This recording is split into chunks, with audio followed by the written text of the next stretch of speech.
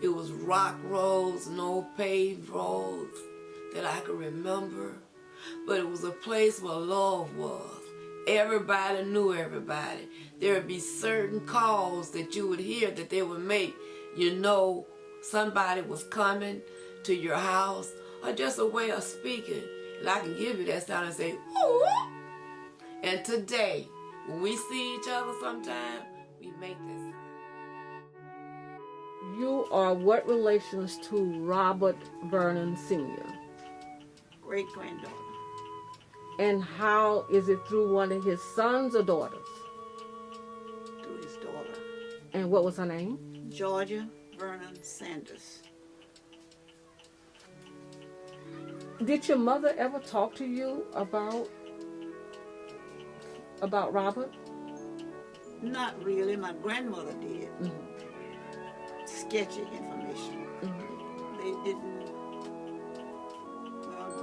in her age bracket, they didn't think kids should know certain things, about their background, because we were all, crossed up, mixed up, white, Indian, black, and they didn't really want to talk about it. Weren't comfortable talking about it, I'll say it like that. When you became an adult and you learned about the things that your great-grandfather had accomplished, how did you feel?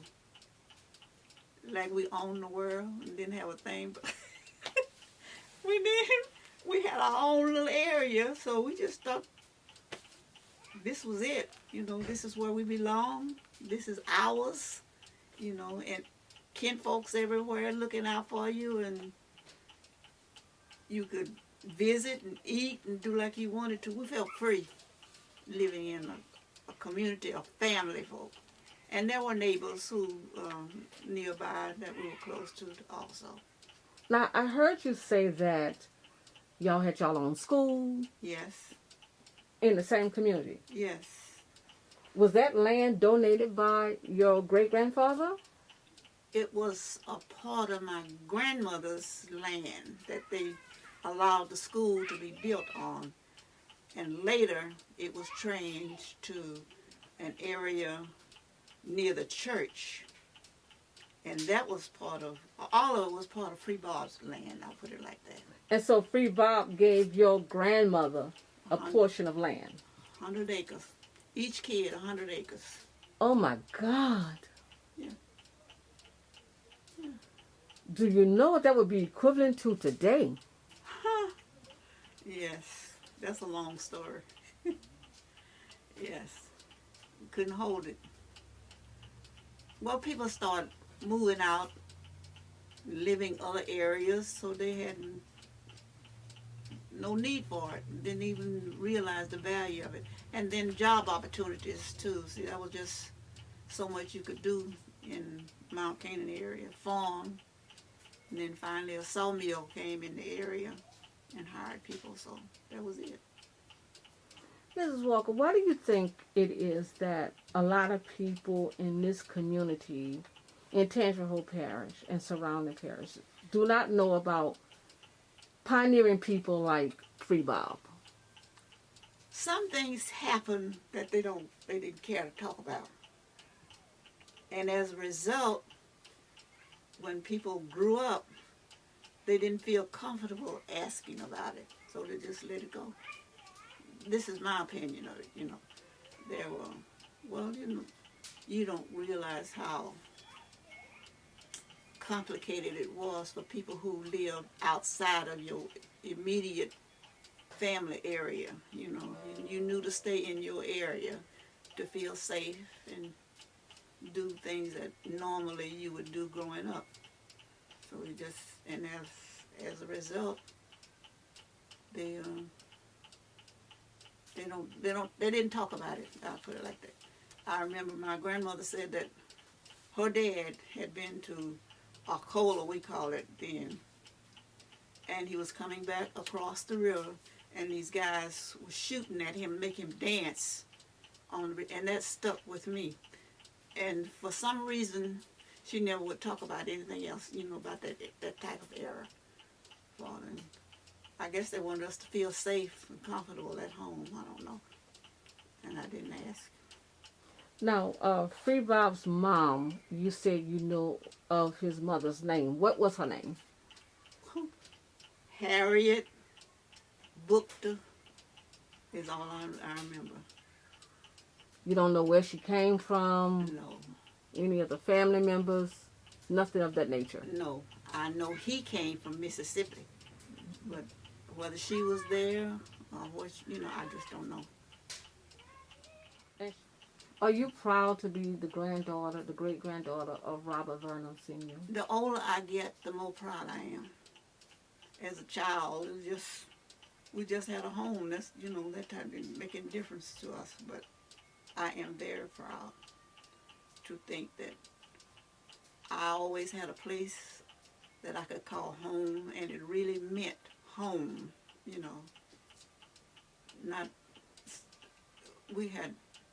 not living in an area where you rent a while and have to move. No, we always lived on the place, all of us. And a man who was a former slave. Yes. That gave so much.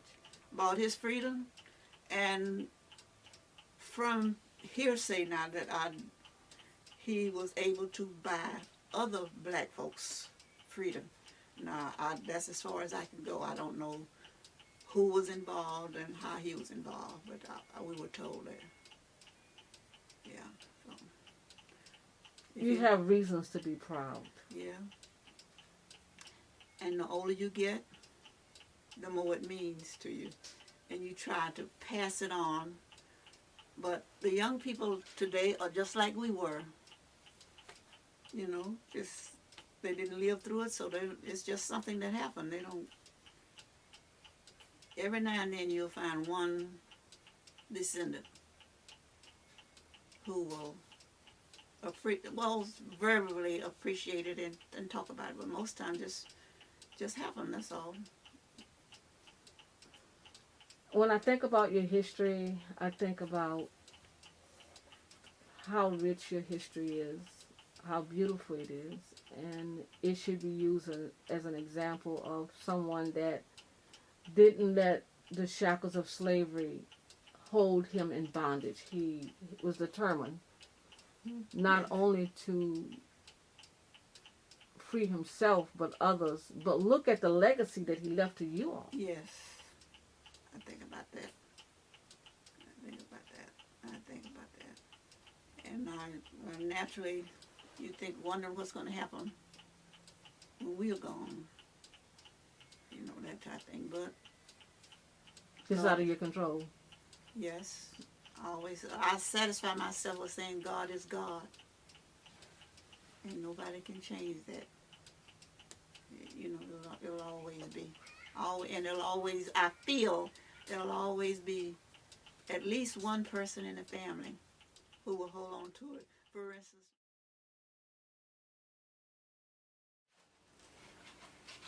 Was Free Bob a mulatto or was he black? He was a black man. He was a black man. Okay.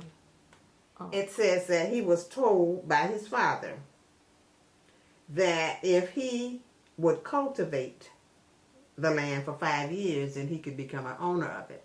So he did that. So his father was in Louisiana? His father was either in Louisiana, I kind of think he was. It made it possible for all of us to really know the importance of having land, and to try to pass on the legacy, because he set the tone. For so many things, huh? Right. Being a property owner, he was able to do all sorts of things. So I think it teaches a lesson to all of us that you can do whatever you want to do. He couldn't read or write, but he had the ingenuity of making something work. And you all kept building on top of that legacy, the foundation that Robert Free Bob Vernon and Sr. left. Right. I just think that it's awesome. And I know we're not the only family that has a tradition or important black people. It's high time that we get together and show who we really are. Because I found out in the last year that you have a lot of Caucasian people don't even realize the contributions that we've made. And they're learning as well because they have been taught different things and they're finding out it's not true. So it's a thing of we learning from each other. You have to keep an open mind. Yeah. And you know, Generations will not know, including our own generations, if we don't make a point of archiving things pertaining to us so the traditions and the knowledge will be passed on to future generations. and that's what you're doing here. You're passing it on. Right, right. The sad part about it is that most of the people, and Vernon's, Right. they have no clue and they have no desire to know. Fairy, I think that's all across the board. Believe me. Right. It really is. You know, with every family. My grandmother used to call him James when she needed him or something. Tell me about your grandfather. I can speak to this effect that my grandfather was a devout minister, Baptist minister. My grandfather is one of my idols. Grandfather had a lot of wisdom, and as I was a little boy growing up around him, when my mother would leave me at their home, he instilled some of it in me. He would talk to me and tell me, son, you don't need to do this, or this is why I'm doing this and that. And I spent a lot of time with him in his blacksmith shop, turning the forge, heating the iron so he can beat it out with his hammer. So my grandfather was a very smart man. He preached and had his own farm. He didn't depend on anybody else. And I enjoyed my time with him. And some of the things that he taught me is still instilled in me. That I don't do a lot of things other people do. And he taught me that. And to spend my time wisely and to work and accumulate property. He often told me that if a man didn't own any property, he wasn't a man. He didn't have any choice or any voice in what goes on, or he wasn't respected. Now, I think you can be respected in other ways too. Who was his father? Free Bob. And from what I understand from relatives, and I also had a white gentleman told me what Free Bob owned. Now, my relative that's living, and I think Linda's understand it, that Free Bob owned only 300 acres of land. A white gentleman told me that my grandfather owned a section of land. That would include from the river bridge back north of here. And the whites squatted on it. And after a few years, that they let them stay there, and eventually they came up owning the property. Could you please tell me, why do you think genealogy and family history is so important?